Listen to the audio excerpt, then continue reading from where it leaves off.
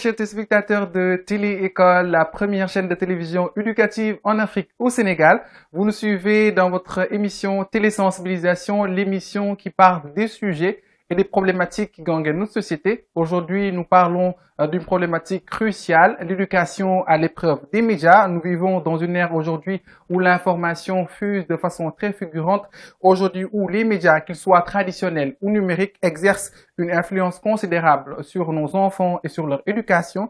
Aujourd'hui, comment ces saturations d'informations façonnent-elles notre façon d'apprendre, de penser et de nous comporter? Comment l'école aujourd'hui peut s'adapter par rapport à ce paysage médiatique en constante évolution? Pour en débattre aujourd'hui, je reçois sur ce plateau Madame Diongo Khalifaye. Elle est enseignante, en même temps formatrice à SUNUM, Synergie pour l'éducation au numérique et aux médias. Bonjour Madame Diongo. Bonjour Monsieur Mar. Ravi de vous accueillir sur notre plateau de télésensibilisation. Je vous remercie, le plaisir. Alors nous allons entrer dans le bref du sujet avec ma première question qui sera aujourd'hui: comment percevez-vous l'impact actuel des médias sur l'éducation tant au niveau individuel que sociétal?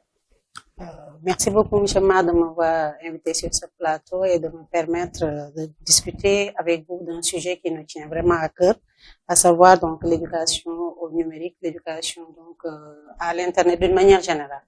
Donc, vous n'êtes pas sans savoir que actuellement l'Internet est devenu un instrument indispensable. Si je peux m'exprimer ainsi, je dirais que c'est un couteau à double tranchant. Mais c'est pas parce que c'est dangereux que nous ne devons pas l'utiliser. La meilleure manière de vivre avec Internet, c'est d'essayer de nous l'approprier et essayer de sensibiliser les enfants, les parents et les enseignants sur une utilisation donc efficiente donc, de cet outil informatique. Et quel est l'impact aujourd'hui, de façon très précise, des médias sur les enfants, sur les élèves et aussi sur l'éducation de façon générale?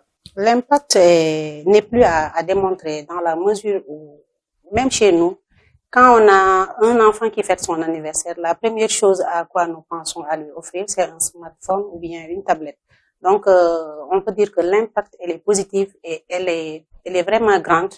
De la petite enfance donc à l'université, c'est un outil donc qui est utilisé un peu partout par les enfants. Alors, tantôt je vous l'ai dit, vous êtes enseignante. En tant qu'enseignant, comment l'école peut-elle aider les élèves à développer un esprit critique vis-à-vis des médias aujourd'hui pour pouvoir distinguer le vrai du faux?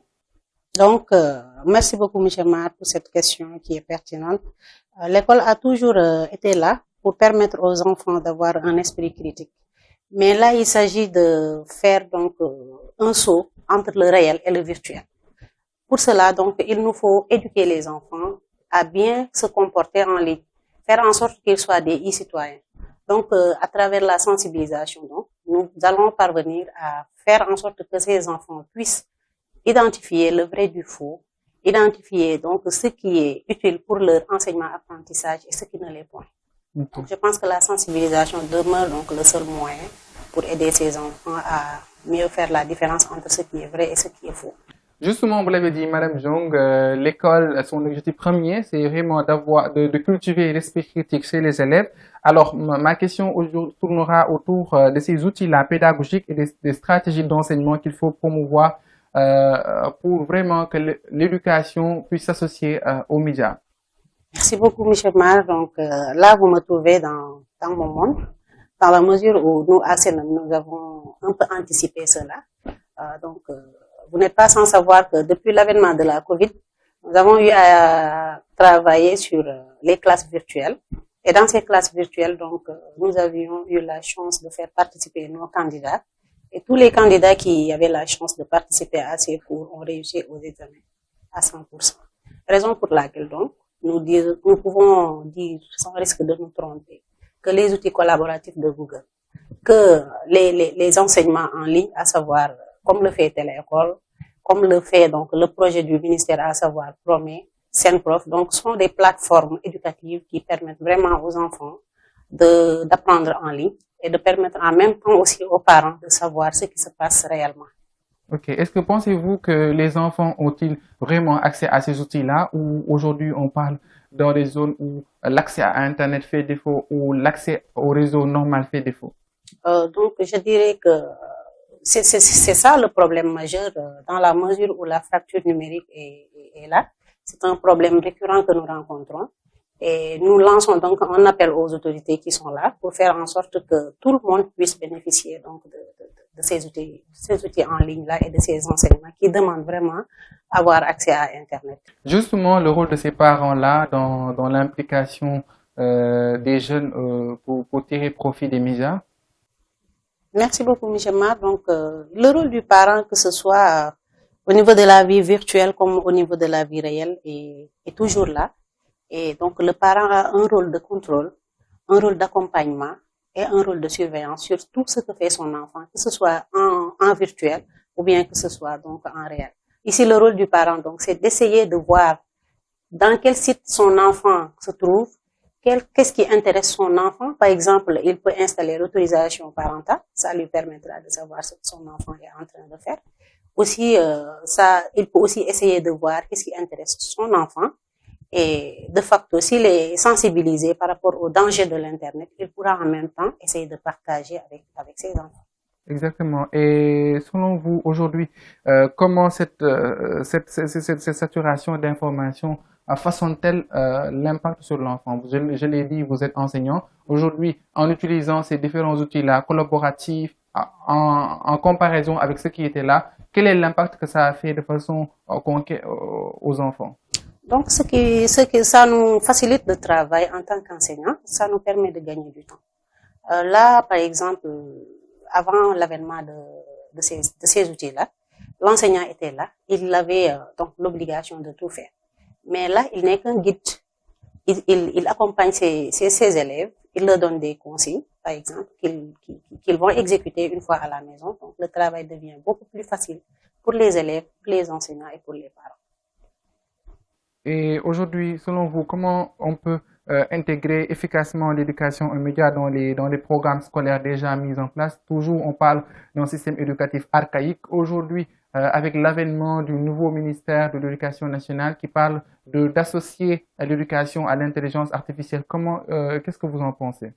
Donc là, je vais essayer de vous corriger un peu parce que avant l'avènement de ce ministère, les gens avaient déjà commencé à utiliser l'Internet dans les enseignements apprentissages. Okay. Vous n'êtes pas sans savoir qu'il y a eu des plateformes dédiées qui sont là, comme Téléécole, comme Promé, comme Senprof, donc qui nous donnent donc des ressources éducatives depuis l'avènement de la Covid qui sont là donc et qui accompagnent et les élèves et les parents donc à ce que les gens puissent utiliser donc l'Internet dans les enseignements apprentissages.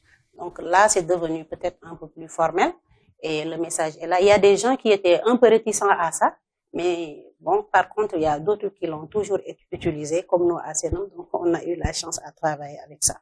Ok, donc et par rapport aux programmes et aux compétences qui sont mises en valeur par les médias, selon vous, quels sont les programmes et les compétences les plus prioritaires là où on parle vraiment de la promotion des sciences et des technologies? Je vais toujours continuer à faire le plaidoyer de mon association. Je dirais que peut-être qu'on l'a compris un peu plus tôt que les autres, parce que on a eu à faire des formations pour les chefs d'établissement sur Planète. Récemment, on vient de former 200 enseignants et 50 chefs d'établissement sur l'utilisation de l'intelligence artificielle à Thiès et aussi comment faire l'impression 3D. Et aux enfants aussi, nous leur avons appris à faire le codage. C'est juste pour dire que vraiment l'implication de tout un chacun est nécessaire pour que l'on puisse vraiment faire en sorte que ce soit une réalité dans nos enseignements apprentissages. Donc, je dirais que vraiment, là, on n'est pas en déphasage avec ce que le ministre est en train de donc. Et selon vous, comment nous pouvons faire pour encourager une participation active des jeunes dans la création des médias plutôt que d'être simplement des consommateurs passifs? Donc, pour moi, il faut que les enfants sachent qu'il y a des métiers qui sont là, liés au numérique, et qui sont très rémunérateurs. Et donc, il faut que les enfants aussi soient sensibilisés, qu'ils soient accompagnés sur, par exemple, après le bac, quoi faire. Les enfants, ils sont là, des fois, après le bac, c'est très difficile. Mais si on les conscientise, si on les initie dès le bas âge, sur les avantages du net, sur les métiers liés au net, je pense qu'ils pourront vraiment faire faire vraiment la part des choses. Et pour parler d'actions concrètes ou de recommandations que nous allons entreprendre maintenant pour vraiment renforcer la résilience des jeunes face aux influences médiatiques négatives, ce sera quoi, selon vous? Ce sera donc de faire en sorte que ces enfants soient des e-citoyens. C'est-à-dire, il faut d'abord être un bon citoyen pour prétendre être un citoyen, un bon e-citoyen sur la terre. Parce que ces enfants, comme dirait l'autre, ce sont des natifs digitales. Ils sont nés donc avec l'Internet. Ils ne peuvent pas vivre sans l'Internet. La preuve en est que même si tu as un petit garçon, une petite fille à la maison, si elle pleure, il suffit juste de lui donner un smartphone pour qu'il se taise. Donc là, c'est juste pour dire que c'est quelque chose avec quoi nous vivons. Nous devons donc essayer de vivre avec, essayer donc de faire en sorte que de dévier tout ce qu'il y a comme danger. Et pour cela, donc, il faut une implication de tout un chacun, de tous les acteurs, que ce soit les ministères, que ce soit donc les éducateurs, que ce soit les parents d'élèves, que ce soit aussi les enfants. Donc, tout le monde est concerné. Je pense que si chacun y met un peu du sien, on va réussir. Et justement, par rapport à cette implication-là, comment, selon vous, voyez qu'on peut mobiliser en fait les différentes parties prenantes, en fait le gouvernement, comme vous l'avez dit, la famille, les écoles et aussi les instituts? Raison pour laquelle au niveau de notre association, nous créons des clubs. Maintenant, dans ces clubs, la première chose que nous faisons, c'est de sensibiliser les enfants à un bon usage responsable d'Internet. Maintenant, les élèves qui vont être formés dans ces clubs seront des ambassadeurs qui vont se charger maintenant de démultiplier ce qu'ils ont appris dans les clubs au niveau donc de leurs familles respectives et au niveau donc de leur père. En même temps aussi, en formant les élèves, nous formons aussi les enseignants.